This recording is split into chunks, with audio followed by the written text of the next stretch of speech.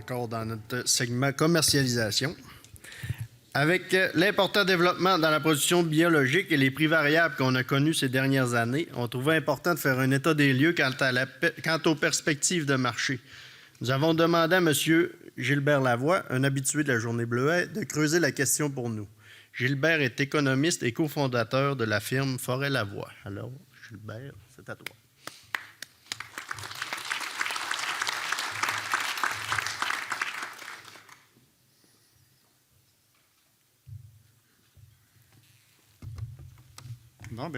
Bonjour tout le monde. Je suis content d'être avec vous aujourd'hui. Merci. Ça, j'imagine, ça avance. À vrai dire, c'est pas moi qui est supposé être ici. C'est supposé être quelqu'un de chez nous, mais cette personne-là est actuellement en Europe. Fait que j'ai eu le plaisir de le remplacer. Et puis, cette présentation-là, elle a été travaillée par 2 personnes chez nous. La première section, là, on travaille beaucoup avec le secteur laitier biologique pour essayer de développer là, la consommation des produits laitiers biologiques, mais surtout d'assurer un bon arrimage entre le développement de la production puis des fermes qui se convertissent au bio versus la consommation, ce qui était en soi là, un défi, surtout dans les dernières années. Le secteur bio, il y a eu des contre-coups, on va le voir aujourd'hui, mais actuellement, on sent un changement les vents ont changé de côté, puis ils souffrent du bon côté actuellement. Fait que vous allez voir, ça va être la première partie. Puis la deuxième, j'ai décidé de rajouter quelques données sur les prix du bio. Vous me connaissez, c'est mon champ que j'aime bien travailler, fait qu'on va travailler ça comme ça aujourd'hui avec vous. Donc, on va y aller sur, premièrement, les tendances de consommation, un peu l'évolution de la production de bleuets sauvages au Québec. Comment nos compétiteurs se positionnent. Larry vient de vous parler des bleuets en Corrèze. J'ai cherché un peu, là, c'est quoi la production de bleuets biologiques en Corrèze dans les Amériques, là, autant l'Amérique du Sud que l'Amérique du Nord. Puis les perspectives, comment que je vois ça. Le bio, juste avant, j'ai 2 diapos, là, c'est quand même un marché important, 9 milliards de ventes. Et là, la première section sur l'ensemble du marché bio, je n'ai pas de données spécifiques pour les bleuets, là, mais c'est 9 milliards de dollars de ventes. C'est 3 % des ventes totales d'aliments et de boissons au Canada. Mais ce qui est important de retenir, c'est que les fruits et légumes, c'est le tiers des ventes du bio. Donc, vous êtes dans cette catégorie-là. Puis, le marché canadien est quand même un très bon joueur. Là. On est quand même un 5e marché. Des fois, on parle beaucoup de l'exportation, mais on a quand même un beau marché domestique à développer ici. Au niveau du marché bio aux États-Unis, bien entendu, pourquoi je parle des États, le gros de nos exportations vont là-bas, puis c'est le marché de masse. Là. C'est 70 milliards. Encore là, les fruits et légumes est la principale catégorie. Puis, les petits fruits sont dans le top des produits vendeurs dans la catégorie des fruits et légumes bio. Donc, c'est clair que les gens qui veulent consommer bio veulent des bleuets bio. En tout cas, des petits fruits, là, vous êtes à la bonne place pour ce qui est des consommateurs nord-américains avec votre fruit. Peut-être, j'ai trouvé ça ici, ça vient du département américain de l'agriculture, c'est les catégories. Fruits et légumes, 29 % des ventes en bio.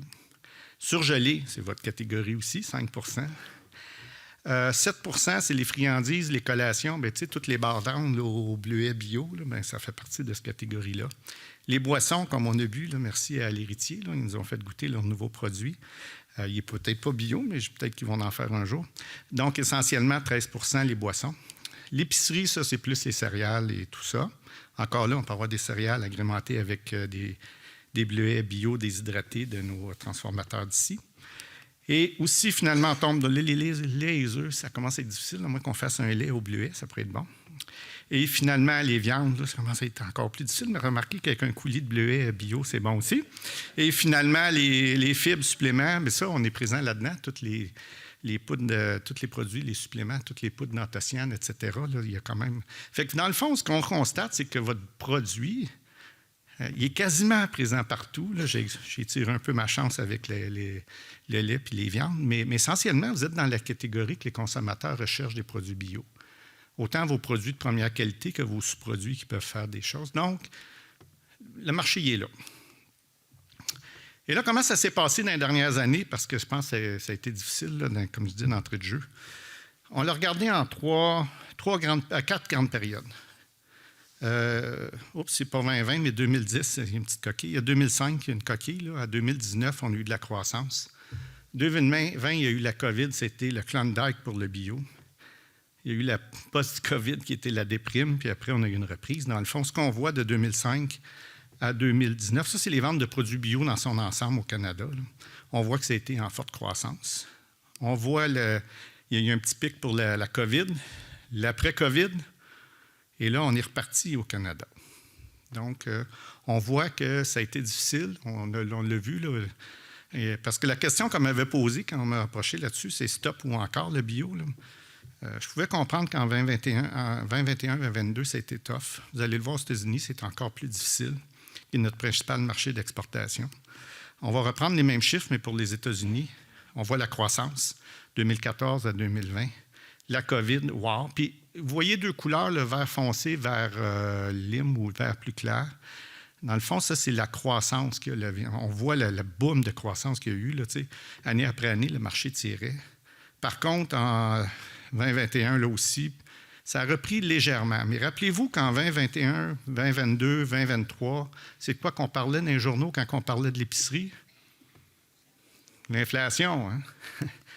Ben, les Américains, le département américain, il a fait le même graphique, mais en enlevant l'inflation. Donc, si on enlève l'inflation, ce qu'on voit, c'est qu'il y a eu une super belle croissance de 2012 à 2019. La COVID, ça a été wow! C'est là que vous avez eu vos bons prix, d'ailleurs. Là, je ne me souviens plus, 2 piastres, je ne me souviens plus du prix. Là. Mais après ça, l'après-COVID a commencé. Vous avez vu, on est en réduction de prix. Mais dans le fond, on est en réduction de consommation parce que le prix est constant. Donc, on voit que la demande, elle a baissé puis elle était plus difficile. Fait que c'est clair que la question, ceux qui sont dans le bio, il y en a beaucoup qui me posaient des questions. Y a-t-il encore de l'avenir là-dedans ou pas, oui, non? Bien, c'est sûr que ça a fait mal. Par contre, ce que nos pronostics disent, c'est que le bio a été la catégorie excusez, j'ai traduit ça là, avec du meilleur anglais au meilleur français, qui était la catégorie de durabilité la plus touchée en 2022-2023. Dans le fond, tous les produits santé, c'était la catégorie qui a mangé le plus gros contre-coup.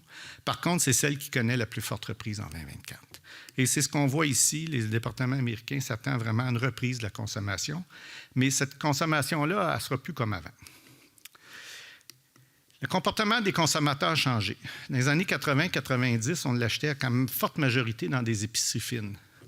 Si je veux être plus précis, là, dans les magasins naturels ou les April de ce monde ou les Rachel Berry.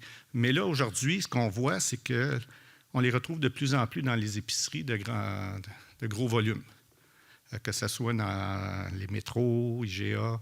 Mais surtout, la croissance s'en vient dans les Super C, les Maxi. Donc, ce que ça vous dit sur le prix, ça, c'est-tu beaucoup plus de prix ou ça va resserrer les marges? Fait que c'est clair qu'il va y avoir une tendance là, de resserrement un petit peu des marges. La consommation d'aliments bio comprend maintenant là, tous les types de consommateurs. Pour les milléniaux, c'est rendu maintenant un produit de commodité comme un autre. Puis ils veulent l'acheter, puis ils en veulent, puis ça fait partie. Au Québec, on a la même tendance. Ici, je dois remercier les gens de Québec Bio qui m'ont envoyé des données, là. C'est une étude qui a été faite auprès des consommateurs québécois qui est assez récente, le 2024. Le choix de l'alimentation biologique est désormais davantage lié au mode de vie des consommateurs. Le facteur revenu et scolarité sont de moins en moins importants. Puis il y a 3 profils de consommateurs, les 25-40 ans, le bio comme mode de vie, la valeur. Donc, c'est rendu, eux autres, là, c'est quelque chose d'important, puis ils en achètent. Fait que la demande est là pour rester. Les 35-54, ils vont en acheter de temps en temps, mais le prix est important. Puis les gens de ma génération, bien, on se dit qu'il faut rester en santé, fait qu'on en achète, puis on n'a plus les enfants à la maison, fait que le prix, c'est moins important. Donc, non, mais c'est la vraie vie, là. Fait que la hausse des ventes des produits bio dans les magasins escompte est en forte croissance. Si vous allez dans les Maxi, les Super C, vous allez voir les étals, là, puis les superficies de bio prennent de l'ampleur de fois en fois. Fait qu'essentiellement, c'est là que la consommation s'en va. Il va rester des primes sur le bio, mais ça ne sera peut-être plus les primes qu'on a déjà connues. Et je vais y aller là-dessus. J'ai fouillé un petit peu. Je vais présenter le profil au Québec. Ça, c'est les superficies qui sont certifiées bio au Québec. C'est pas compliqué à trouver. Vous avez ça sur le site Internet de Car TV. Là, je cherche le temps. Ceux qui font les certifications, qui approuvent tout ça. Donc, on voit qu'on avait à peu près 8 000 hectares. Là. On a eu un apogée autour de 2020-2021. On voit que les baisses de prix puis de marché ont eu un impact. On est passé de 9 700 hectares à 8 000 qui étaient certifiés bio. C'est pour l'ensemble du Québec, là, ce n'est pas juste le Saguenay-Lac-Saint-Jean. Puis il y avait 83 entreprises certifiées là, en 2023. Quand je le regarde en termes de superficie globale, on est monté jusqu'à 25 de nos superficies de bleuetière qui étaient certifiées bio. On est rendu à 20 %. C'est quand même un volume important. C'est un distinctif important. Vous allez voir dans ma conclusion, là, puis je vais faire un lien avec la conférence de Laurie. C'est un facteur qui, à mon avis, est important pour nous au Québec. Là. Le bleuet forêt, il ne faut pas l'oublier. C'est la production de bleuet forêt qui a été déclarée au plan conjoint. Ça en fait peut-être un peu dans les autres régions. Ce qu'on voit, c'est que des cueilleurs, là, je ne vous apprends rien, je ne vous apprends pas grand-chose, il n'y en a pratiquement plus. On est passé de 3 millions. Bon, puis quand j'ai commencé à travailler avec vous, il me semble qu'on était dans les 10 millions de livres il y a une dizaine ou une quinzaine d'années. On est rendu à 500 000 livres de bleuet forêt. Fait que c'est là aussi, il y a une baisse là, de production assez marquée. C'est plus vraiment là. Fait que j'ai fait une estimation de la production. Pas compliqué. J'ai assumé les mêmes rendements d'un bleuetière biologique en me disant que souvent une fois que c'était les plus belles bleuetières qui avaient été converties en bio. Là. Donc, essentiellement, ce qu'on voit, c'est que la production fluctue à l'instar de la production. On commence avec la météo, comme le reste. Mais on a monté jusqu'à 30 millions de livres. L'année dernière, j'estime qu'on a produit à peu près 20 millions de livres de bleuet bio au Québec, le bleuet sauvage. Les prix, c'est les prix que reçus aux producteurs qui sont publiés pour le plan conjoint. La ligne en bleu, c'est nos bleuets conventionnels. Puis la ligne en vert, c'est les bleuets biologiques. Donc, ce qu'on peut voir, c'est que l'année 2021 a été vraiment particulière. C'est clair, il n'y a pas eu de production, puis il n'y a pas de production de bleuets biologiques. Donc, on voit que les écarts, je vais revenir sur l'autre, ce qui vous intéresse, c'est ça. L'écart était assez stable autour de, à part l'année de 2021, on peut parler d'un écart de 30-40 sous, là, entre 25, 30, 40 sous la livre de plus pour le bio que le conventionnel. Puis là, les économistes, on aime ça jouer avec les pourcentages. Souvent, le monde me demande, Gilbert, combien de pourcents de plus qu'on va avoir dans le bio? Bien, ça dépend toujours comment tu te compares. On voit quand les prix étaient très bons, comme cette année, en 2023, à 35 cents la livre, le bio, il y a eu 60 quelques sous, là, je ne me souviens pas le chiffre exact, mais c'est 83 % de plus de quoi. Donc, des fois, j'aime mieux travailler avec l'écart relatif, là, parce que c'est ça qui vous parle plus dans vos coûts de production. Mais on voit qu'on a quand même eu là, des écarts qui sont maintenus autour de 30 sous la livre. Là. Ça devrait demeurer dans les prochaines années. Nos compétiteurs, elle vous a parlé des bleuets en corinne, Laurie, mais moi, je suis allé voir du côté des bleuets en corinne biologiques, qu'est-ce qui se passe? Merci à une de mes employées qui est parfaitement bilingue en espagnol. On a cherché beaucoup là, tout ce qui se passe sur l'Amérique du Sud et on a trouvé quelques études avec beaucoup de données. C'est la production de bleuets biologiques en Amérique. Je vais y aller pays par pays, puis avant de sursauter sur l'Argentine, je vais vous donner mon commentaire éditorial. Pour ce qui est du Canada, quand je dis Canada, Corinthe, c'est la Colombie-Britannique, c'est à peu près 5 % des superficies qui sont certifiées bio. Les États-Unis, on joue autour de 15 %. Toujours dans le bleuet Corinthe. C'est surtout sur la côte ouest américaine. Le Chili, 25 % de leur superficie est bio. Le Pérou, 12 % L'Argentine, ils disent 80 %. J'en doute. En Argentine, il faut toujours se méfier un petit peu de ce qui sort des données de là-bas. Là. Mais vous allez voir, finalement, dans notre segment de congelés, ils ne sont pas présents. Ça fait que c'est moins un enjeu. Le Mexique, 15 % puis le Québec, 20 %. En tonnage ou en livres, qu'est-ce que ça veut dire? Canada, on fait 9 millions de livres de bio, puis j'ai mis à côté la proportion qui est congelée. Ils font 5 millions de livres de bleuets congelés. Les États-Unis en font 115 millions de bleuets bio. Le reste, l'écart entre les deux, ça s'en va au marché frais. Ils privilégient le marché congelé. Se conserve mieux. C'est sûr qu'un des enjeux du bio, il faut le vendre rapidement. Puis si les marchés sont concentrés, des fois, ils congèlent. Chili, 35 millions de livres, dont 20 % gelés. Ils en conservent juste 15 sur le frais. Pérou, c'est l'inverse. C'est un gros producteur. Pérou, c'est rendu le plus gros producteur mondial. Il continue à croître, mais il demeure concentré dans le frais. Ils ne sont pas encore vraiment dans le bio, dans le congelé. Et donc, le gros de le volume de bio, eux autres, ils le vendent bio frais. Vous allez voir tantôt pourquoi. L'Argentine, je vous disais que ce n'était pas un joueur important. Ils font 28 millions de bio, mais 7 millions de livres de congelés. Mexique, pas beaucoup de congelés. Québec, 20. Fait que ça, ici, c'est quand même intéressant de voir. Tantôt, Laurie parlait de segmentation de marché. Dans l'offre quasiment mondiale, en tout cas nord-américaine de bleuets congelés, biologiques, le Québec, c'est 20 millions sur 120 millions de livres. Donc, on est quand même un joueur important. Puis, on a un distinctif, il est sauvage. Puis, dites-vous que les gens bio veulent manger santé, santé. Puis, en plus, sauvage, mais on a une coche de plus. Il nous reste toujours l'enjeu local, parce que les bio sont liés avec le local. Mais on a un potentiel fou de mieux positionner ce produit-là encore sur les marchés. Si je m'en vais maintenant dans les bleuets au Chili, les prix, parce que vous voulez toujours que je vous parle de prix, j'ai trouvé cette publication-là, qui est en dollars américains, que j'ai converti en dollars canadiens. Ça, c'est l'évolution du prix du biologique frais aux États-Unis, excusez-moi, au Chili, de 2015 à 2023. Ce qu'on voit, c'est que les prix ont baissé. Je ne vous apprends pas grand-chose, hein, nos prix ont baissé ces dernières années. Mais regardez le conventionnel. C'est quoi qu'on observe? L'écart, c'est-tu agrandi ou il est rapetissé? Il a diminué. Puis là, vous allez voir pourquoi les gens essayent de rester dans le frais, dans le coringue. J'avais juste une année de prix que j'ai trouvé, mais j'ai comparé avec d'autres. Ça, c'est le prix du bleuet coringue chilien congelé. C'est quoi qu'on observe par rapport au bleuet frais? Le prix est plus bas. Hein? Puis ça, c'est le conventionnel. Fait il y a un écart d'à peu près 30 % dans le prix. Dans le fond, le conventionnel congelé, ils le vendent 1,84 puis ils l'ont vendu 2,41 pour ce qui est du biologique congelé. Par contre, on voit que la catégorie congelée, il y a moins de prix que dans le frais. C'est pour ça que les producteurs de bleuets coringue, ils visent le frais. Il y a beaucoup plus d'argent. Maintenant, il me reste du côté canadien. Vous vous rappelez, le syndicat avait demandé, il faudrait que Nicolas me le rappelle, ça doit faire 5, 6, 7 ans, 8 ans peut-être.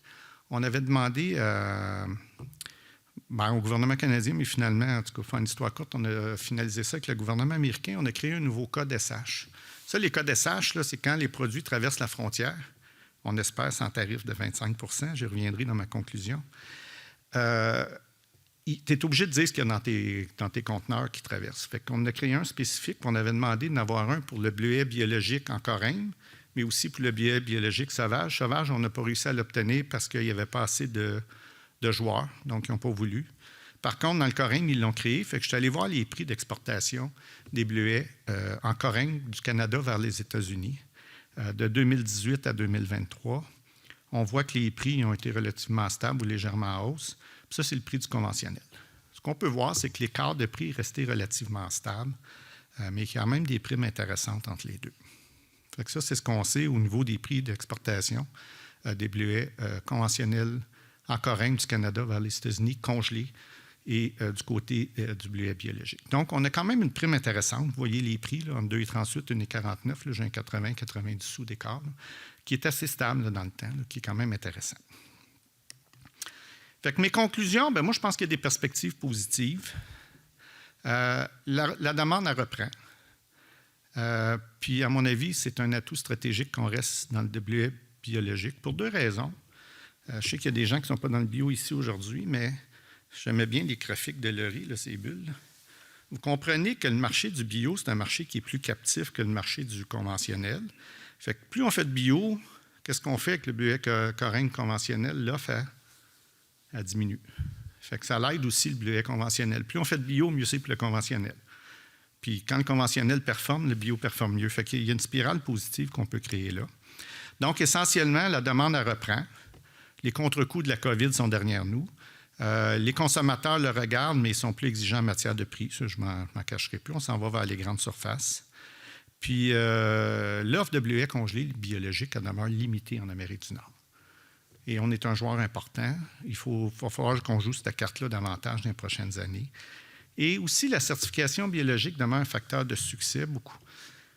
À cause de l'authenticité et des processus de vérification, on a fait beaucoup de travail chez nous sur toute l'agriculture régénérative, mais il y a des pièges là-dedans parce que ça veut dire tout et rien. On a fait un mandat là, avec les producteurs de lait là, pour mieux comprendre qu'est-ce que ça voulait dire, l'agriculture régénérative.